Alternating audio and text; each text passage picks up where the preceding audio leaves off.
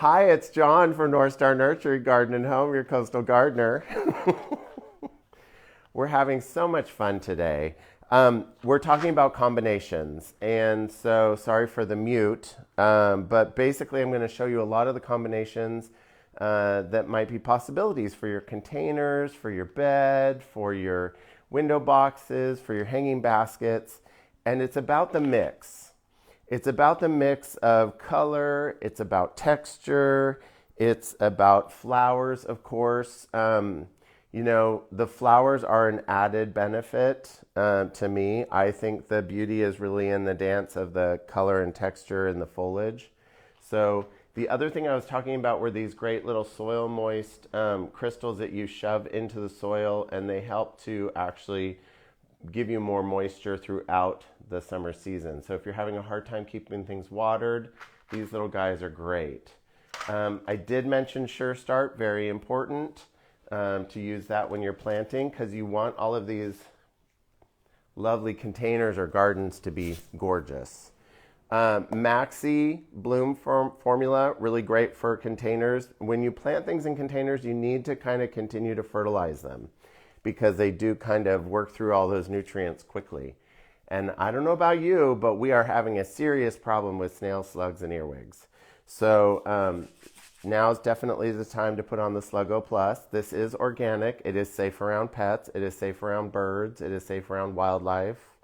It is safe around kids. It's OMRI listed, which is an organic certification. So there's that. Now, down to the good stuff. So what I did was last week, I think I mentioned this lovely petunia. This is Crazy Tunia Moonstruck. Now that coloration is stunning just on its own. I mean, this would be gorgeous in a pot. But what I wanted to do was kind of show you what you could do with what we would call those three things: the thriller, the filler, and the spiller. So if I were going to put together a pot, I would take this. And what I did is I literally walked around and just looked for things that worked. So in a big container, you could do this Statice, the petunia. I found this really great purple Sweet Alyssum. If Sweet Alyssum isn't your speed, there's this really great Crystal Palace Lobelia, which has all of these bronze tones that are in the stems of this guy, in the actual flower structure of it. It also repeats in the petunia, really pretty. And then this little guy, the little Agastache. Hummingbirds love these guys. And so this tops out about 2 feet. So if it were me, I would either choose this guy, the Statice. Sorry. The Agastache. So in a pot, if you were going to do all 4 of these in one pot, I would say it needs to be at least 12 inches. 16 would be great. If you're doing the big guy, definitely 16 to 18 inches because you need to give it room. The other option I found, this is just too much fun. I don't know if you can see these seed heads. They're kind of a maroonish color. They bring out those tones that are in the petunia, that are in the lobelia, that are in the Sweet Alyssum. This guy's gonna get tall. So I think it tops out about 2.5 feet, if I'm correct. Yeah, 2.5, a little bit more maybe. But would be really, really pretty. It has a nice upright movement. It would take you into the fall season very easily, and you'd have some great grasses for the fall season. So that's that little kind of purple number. And I think it's really important just to play with it. Don't take it too seriously because, it's about having fun. Also, I did a little pink story. It's the craziest little perennial. It doesn't look like very much. It is called Isotoma Fizzle and Pop Pretty in Pink. It's another one of those tongue twisters. It is actually a relative of a ground cover that we sometimes have. And this thing just kind of gets about 18 to 24 inches, bright pink flowers, pretty much year round except for in the very, very deepest part of the winter. So this was a 4-inch pot that we bought in probably summer of last year. We cut it back hard and shifted it into a 1 gallon. So these guys winter over here very well. They don't look great in the winter, but they definitely come back nicely. So that's the pink element and the upper element. We have this really great petunia. This is another one of the headliner series. This is Raspberry Star. And so I thought this, with this really, I love these Nemesias.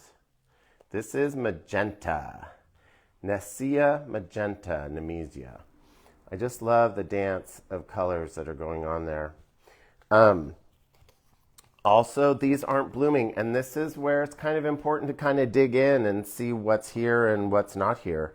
Because things like this aren't showing any flowers right now, but I'm not sure if you can get in on that one. This is a Cosmos, really, really pretty. Great pink tones. These are great for cut flowers. They're great in containers. They do get big. So, again, if you're doing a pot, you could do this as your God, I'm losing it. Spiller, thriller, filler. So as your thriller, or you could use these. They don't look like much right now, but they're gonna be gorgeous. And so you do this, look at the texture colors going on there. That's really great. Then what I always do is I always add lobelia. It is Mother's Day, so lobelia is kind of a given. My mother loved lobelia, so we always put lobelia in everything.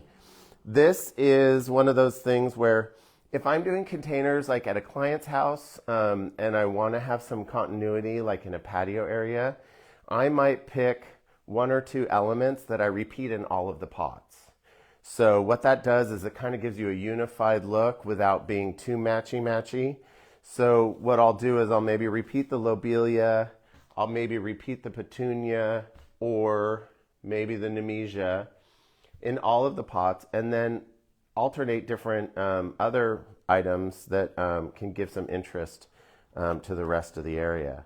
But that makes a really nice effect as far as keeping things kind of unified without being too matchy-matchy. Gonna move these guys over. Have to make sure I have enough room to play. So this would be a bigger pot for sure. This is a great dahlia. This is Dahlia Sunset. We have Sunset, we have Cancun, we have Cozumel. I was just sorting them the other day. Tabasco. There's quite a few out there. Not all of them are blooming, but this one happened to be. And so what I wanted to do was kind of do a warm tone collection. So this would be your thriller. And then this little guy could be your spiller. Look at that coloration. That is just so perfect. And then this is a great little Arctotis. The funny thing is it's called flamingo, which if you were to ask me, flamingo, I would say pink. This is definitely not pink, but the color is perfect for this because it pulls in those slightly yellowy orange tones in the back of the dahlia and will definitely pick up those colors in that Calibrachoa. Also, love Bidens. They're really, really pretty. Multitude of colors and will definitely pick up those rusty tones. This little guy fills out quite a bit. This one specifically is called Bee Bold. Beebold. And these winter over pretty well. Some of the Bidens don't, some do. I think orange and purple are perfect together. And so this is actually a salvia called Purple and Bloom. And so it's a great upright, probably about 2 feet, dark purple flower, coarse green foliage. Another one that's really good for deer resistant areas. So if you are looking for container plants for deer resistant areas, we definitely have quite a few things to choose from. So come on in. This was the dahlia. The other thought I had was this really great abutilon. If you are on the coast proper, up to about 1.5 miles inland, you can do the abutilons in full sun, and it's not a problem. Once you kind of get past that 2-mile mark, it's a little dodgy because they don't want to be in like raging hot sun. So, or maybe if their roots are in the shade, that would be a good plus. That's the orangey colored one. And then, oh my goodness, you guys are always asking for these, and they have this brief window that they come in. This is lady's purse or calceolaria. They literally look like little purses. They do come in other colors, but right now this is the only color we have. We only have probably about 10 or 12 left in yellow, and they're in the shade house. But I thought this was really a cute option. I did this whole kind of pink and yellow thing. So we have the calceolaria, we have this great petunia. This is called Starlit Pink Lemonade.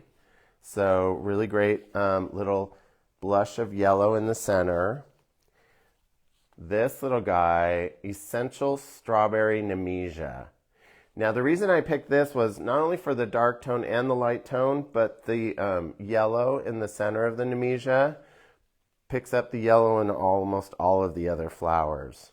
So it's a really great little accent. Another tall item, if you wanted to not use the Nemesia, is this great osteospermum called Zion. Really great color. And these are perennials, so these will come back year after year. Bacopa, another great spiller. And another spiller, there's three options for spillers. This is a Calibrachoa called Ombre Pink. I don't know if you can see that. Also,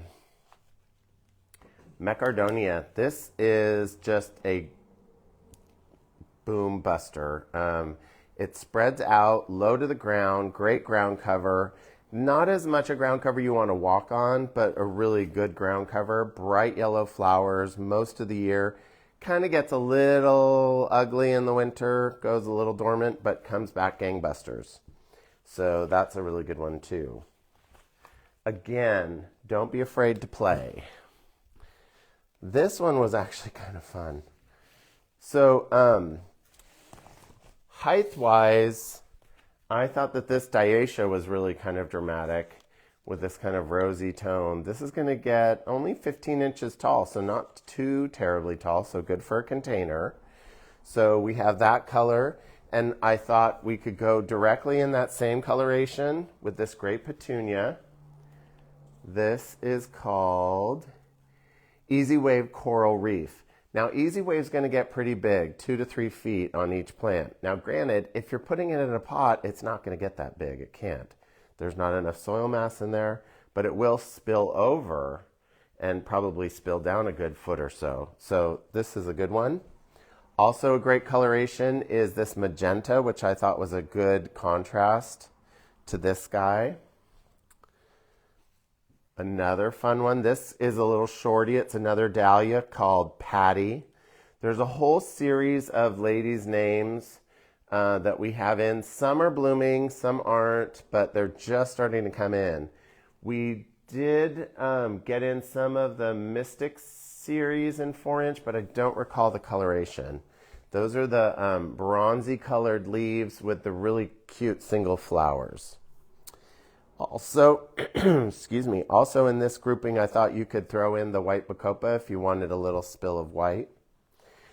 Also, if you didn't want to do a flower in the center, you could do this lovely stipa. This is going to get quite large, so accommodate for probably about 2 feet. But it's a great textural plant to use. And then also I brought in these little verbenas because I thought, much like lobelia tucking in, you could tuck these in. They're not going to spill, but they'll fill out and kind of cover all of those little naked spots. So that is it for combinations and such. I hope you're having a great day. Happy Mother's Day to all the mothers and the mothers that aren't actual mothers but have mothered somebody. And we look forward to seeing you at the nursery.